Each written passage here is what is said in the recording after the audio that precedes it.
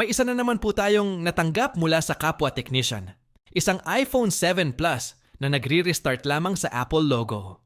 Ayon sa kwento ng may-ari, ay bigla na lang daw po itong nag-restart habang ginagamit at gaya ng ating nakasanayan, ay agad ko pong sinunod ang ating standard operating procedure at sinuri ang lahat ng common basic causes ng iPhone restart issue.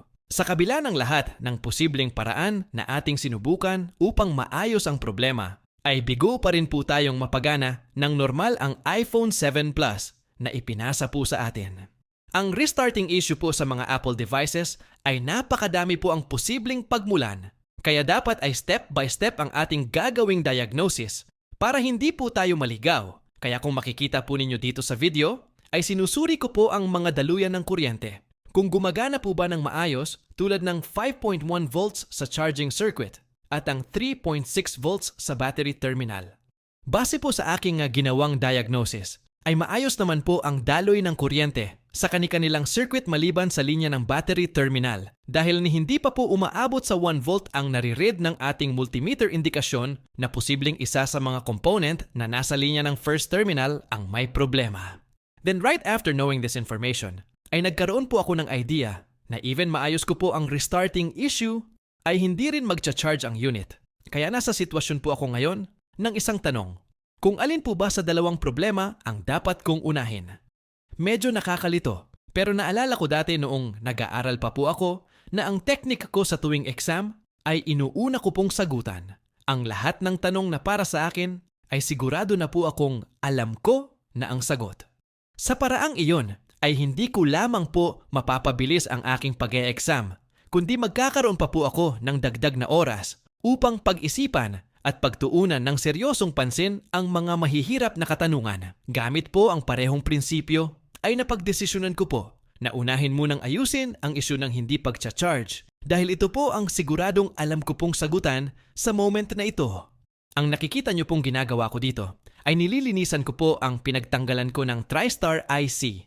Ang TriStar IC po ay ang siyang responsable sa pagbibigay ng information sa CPU the moment na may isinalpak po tayo sa charging port.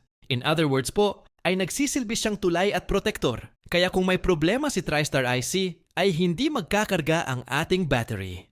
At mabalik po tayo doon sa restarting issue. Ang restarting issue po sa mga Apple devices ay very common. Pero napakadami pong pwedeng pagmulan nito. Pwedeng sa mga flex, NAND IC, corrupted system, RAM at CPU. Pwede rin sa mga power circuit. Kaya ang restarting problem sa mga iPhone ay unpredictable, pwedeng madali lang ayusin at pwede rin sobrang hirap.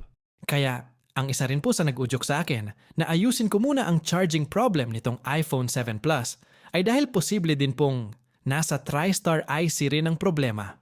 Kaya nagre-restart ang unit. Remember po na ang TriStar IC ay nagbibigay po ng impormasyon directly kay CPU, kaya posible din po na mali o walang ibinibigay na impormasyon si TriStar IC kay CPU.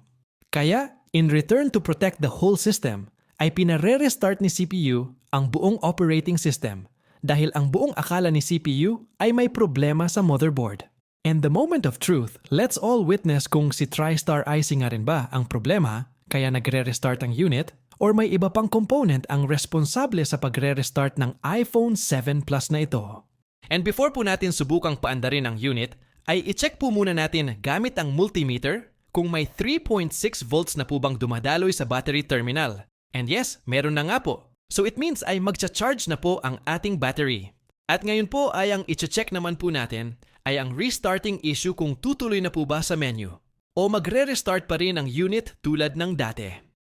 And as we all can see po na tumuloy na po sa menu ang iPhone 7 Plus, so it's safe to assume that we achieved two things with a single action.